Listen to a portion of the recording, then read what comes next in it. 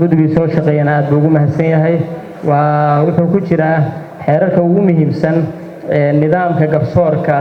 maadaama qareenku yahay qofka difaacaya marka xuquuqdiisii iyo sida loo nidaaminayo in xeerkan si fiican loogu bayaaniyo oo si fiican uga taxadarno aad buu u fiican tahay waxaan rabaa comments tiro badan baan hayaa oo ay qaarkood nala soo wadaageen qareenno marka waxaan rabaa inaan soo koobo wixii kale oo aan hadhow baan waxaan ugu dhiibi doonaa haddii ilaahay xildhibaan jaamac askari iyo guddiga waxaan rabaa inaan ku bilaabo qodobka labaad oo ah ujeeddada waxaan soo jeedin lahaa in qodobka saddexaad laga dhigo sida tan oo la yidhaahdo ujeeddada sharcigan waxa weeyaan kow nidaamka xirfadda qareennimada Jamhuuriyadda Federaalka Soomaaliya labo xoojinta damaanadqaadka xaqa dacwadda iyo difaaca saddex ilaalinta xuquuqda iyo xasaanadda xirfadlayaasha sharciga afar ilaalinta matalaadda iyo difaacidda iyo gacansiinta eedeysanayaasha dhibanaha iyo muwaadinka ee maxkamadaha hortooda qodobka saddexaad saasaan soo jeedin lahaa qodobka saddexaad meesha qeexida waxaan soo jeedin lahayn in la yiraahdo erebixin oo kale erebixin in loo adeegsado baad u ficnaan lahayd haddii erebixinta faqrada qareen meesha ah si dheer bay u qoran tahay waxaan soo jeedin lahaa sidan oo ah qareen waxaa loola jeedaa garyaqaan haysta ruqsadda qareennimada ka diiwaan gashan ururka qareennada kuna qoran diiwaanka guud ee qareennada maxaa yeelay sida hadda ay u qoran tahay aad u dheer tahay laakiin sidaas waxay tahay markii sharciga la draftigareynayana inta badan waxa la sameeyaa inay noqoto mataqaanaa erey kooban oo macnihii oo dhan xambaarsanna in laga dhigo ayay u baahan tahay marka sida uu qoran tahay sidaasaa ka habboon sida ku xigta faqradda mihnada qareennimo ereygaas hadda waxaan soo jeedin lahaa in lagu bedelo ereyga mihnad xirfad in lagu bedelo baan soo jeedin lahaa meesha ah macaamiil ama client ereyga waxaan soo jeedin lahaa in lagu bedelo igmade ama idmade maadaama ay tahay erebixintu macaamiil midna labaduba ay yihiin ereyo qalaad inta badan ay yihiin saasaan soo jeedin lahaa idmado markii la yidhaahdana waxaa loola jeedaa qof kasta oo u igmada ama qabsada qareen si uu u matalo uga difaaco maxkamadda horteeda ama uu ugu qabto howl kasta ee kale ee sharci hadda say u qoran tahay waa si tiro badan oo aan ahayn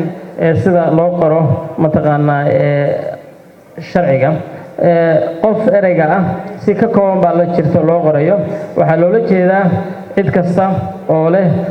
qofnimo dabiici ah qofnimada markii sharciga la eegayo waa labo qof dabiici ah iyo qof sharci ah marka ama qof qaanuuni shakhsiya qaanuuniya ama shakhsiya dabiiciya labadaas in lagu soo koobo qof wax loola jeedaa labadaas marka arrimaha kale loo daldalayo oo meesha ku qoran oo ah mataqaanaa wax tiro badan ah sidaasaa ka fiican ururka marka laga hadlayo siiba ururka qareennada waxaa loola jeedaa urur kasta waxaa loola jeedaa ururka qareennada Soomaaliyeed ee heer federaal ee lagu sheegay sharcigan taasaana ka kooban haddii aan u soo galo faqrada ah ururka qareennada gobolka Banaadir waxaa jirta mataqaanaa hadda sida jirta oo kale gobolka Banaadir maqaamkiisu markuu cadaado waxaa ka soo baxaya halka in heer dowlad goboleed noqdo marka haddii heer dowlad goboleed noqdana waxa noqonaya ururadii baa maatilaya haddii ay noqoto caasimad caadiyana waxa matalay ururka qaran ee federaalka sida adduunka oo dhan ka jirta waa sidaas weeyaan shahaado sharci meesha ah oo ayadana wax tiro badan la taxay oo ah LLB iyo LLM iyo LLD shahaado qofkan qareennimo wuxuu ku heli karaa oo kaliya in shahaadada sharciga uu helo oo ah LLB-ga oo shahaadada koowaad ah uma baahna in mataqaanaa LLM iyo LLD iyo PhD inuu qaato uma baahna qofku wuxuu qaadan karaa ugu muhiimsan waxay tahay shahaadada koowaad ee sharciga oo ah loo yaqaano mataqaanaa LLB-ga ruqsadda qareennimo waxaan soo jeedin lahaa in sida tan loo siiqeeyo ruqsadda qareennimo waxaa loola jeedaa waxaa loola jeedaa ogolaanshaha xirfadda qareennimo ee uu bixiyo guddiga ruqsad bixinta ee diiwaangelinta ee lagu sheegay sharcigan gudihiisa. mudane guddoomiye, haddii aan u soo noqdo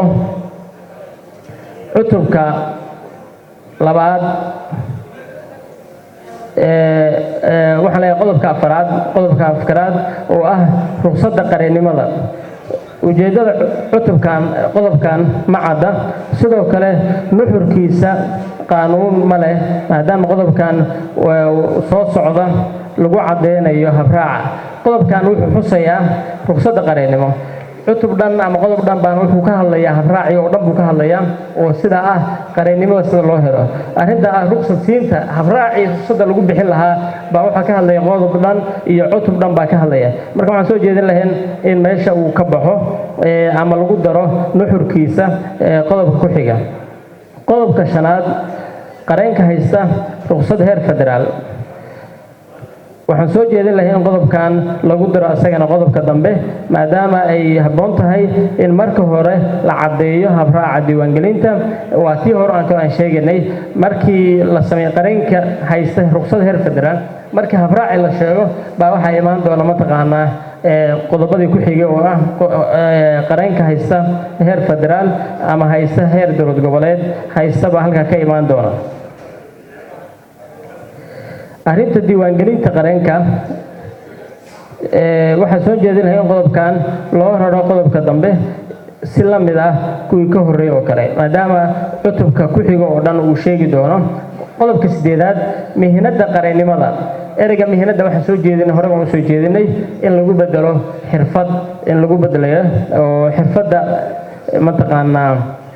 qareennimada in lagu bedelo. cutubka 3aad waa ka hadda sheegaynay, waxaan soo jeedinay cutubkan uu noqdo cutubka 2aad ee xeerka uuna ku xigo cutubka 1aad gaar ahaan qodobka 3aad kadib. waxaana sidoo kale soo jeedinaynaa in cinwaanka qodobkan ama cutubkan loo sameeyo sida tan: habraaca imtixaanka ruqsadda qareennimada in laga dhigo. waan soo jeedin lahayn